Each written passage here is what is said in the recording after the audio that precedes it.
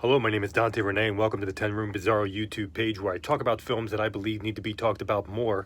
Like tonight's film, this is 1980's Justine.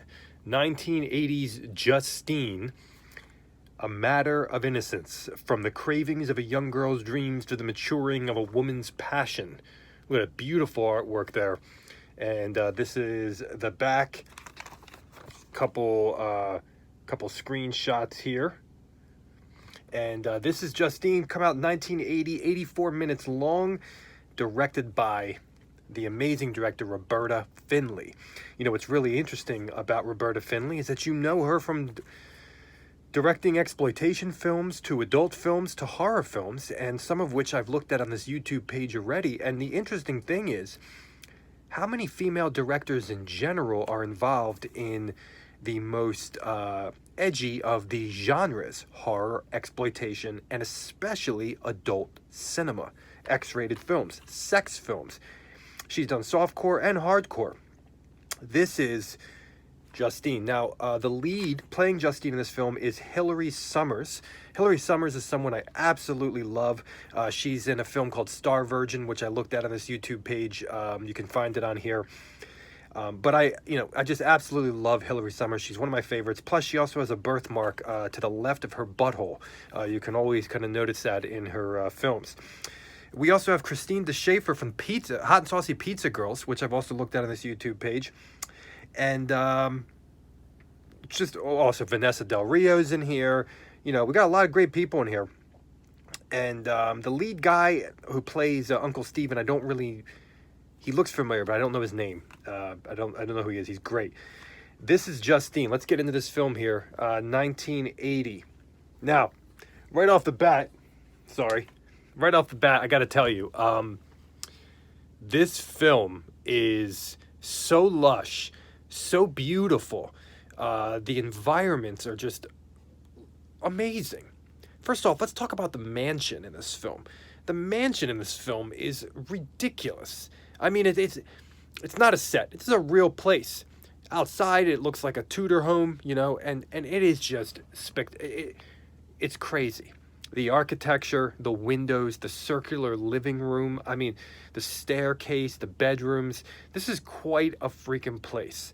The sunken living room bar area. I mean, my gosh. Really, really great atmosphere in here. Great winter, looks cold, almost fall, early winter atmosphere outside. You see some leaves in the ground. People are bundled up, some horseback riding, some Christmas decorations you see as well in the film, and just great, amazing atmosphere in here. Now, when we look at the music of the movie, we have a great theme song, which is very much a 70s sounding theme song. That has lyrics that coordinate with the film and with the lead character, Justine, and just kind of almost reminds you of something that you would have heard in Brian De Palma's Carrie, in a way. And we got classical pieces in here. We have the motif of a music box, which is utilized throughout the film, which almost is a key or a connection or a link to the mind, fantasy, and yearning. And we also have some rock music in here, which sounds to be 70s rock music. Obviously, this is this is 1980, but we got 70s rock music in here. Now, something that's really amazing, this is a coming of age film. This is kind of the sex subgenre of coming of age, teen, young girls, things like that. And this, if you're into those, if you're into that subgenre, this to me would be the cream of the crop here. No pun intended. The cream of the crop, or the cream of the vagina. Whatever. This, without a doubt, would be a number one here. First off, we have the idea of loss and death, the idea of family. The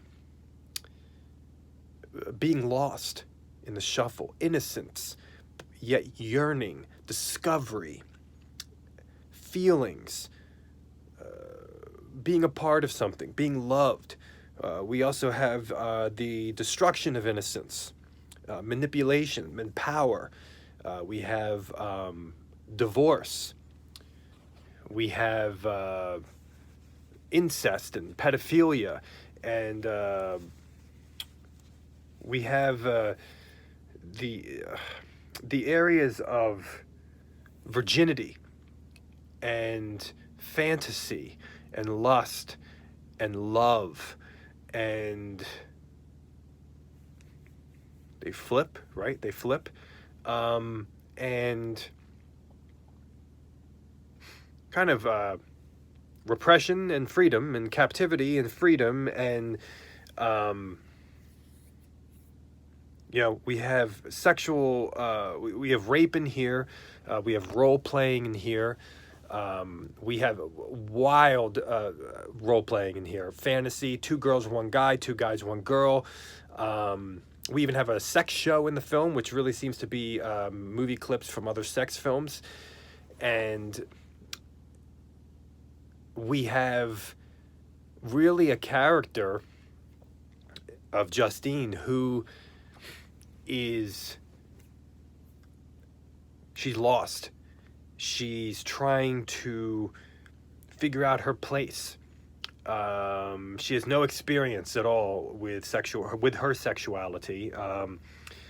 And we have some vultures out there that want to, drink her beyond her control, beyond her will. And we also have, the interesting thing is,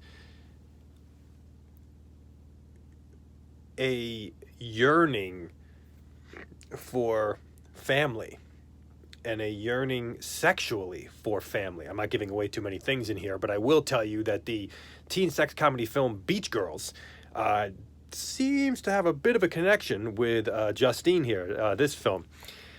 We have some great style in this movie. Just the screen just pauses. Slow motion. An unbelievable climax to the film. And just an amazing flow.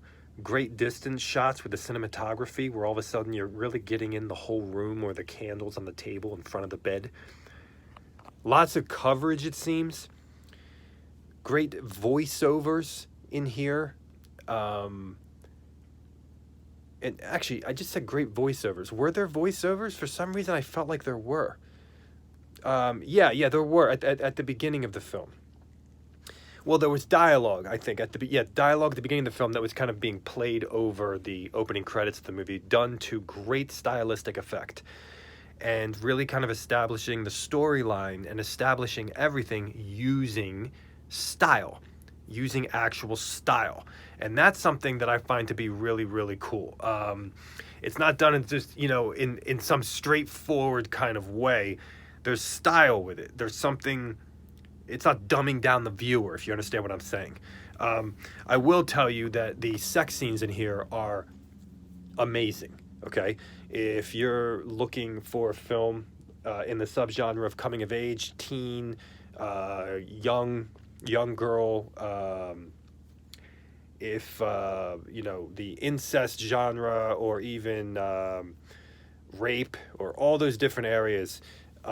tons of role playing, tons of situations, or just the way some of the aspects of the sex scenes happen in here are almost done in ways I've never seen before. And there's an unbelievable masturbation sequence in here. There's just wild, really, really hot sex scenes in here, no doubt. And I love Hilary Summers and her birthmark. And so it's just like, it's incredible, amazing. There's definitely a theme sexually in this film with dominance, innocence, power, control, and being controlled, and yet the interesting thing is how Justine plays being controlled, yet also there's a sex scene near the beginning of the film where her uncle kind of does something different for the first time with one of his sexual partners, Vanessa Del Rio. And typically, he's the one in control. And so he allows her to do it as kind of a an interesting thing. But the whole film kind of plays like that in regards to Justine, where she's constantly being controlled, and then she then gets the opposite side and also gets her what she wants and her desire in a totally politically incorrect and beautiful fashion. This is 1980s Justine. Amazing, amazing movie. And a great snapshot in the winter for an X-rated film as well. Thank you so much for watching the 10 Room Bizarro YouTube page, where I talk about films that I believe need to be talked about more, like Justine. Please feel free to check out all my personally made films and music by following me at my Vimeo site, www.vimeo.com/poopydiarrhea. That's POOPYDIARRHEA. Thank you so much, and good night.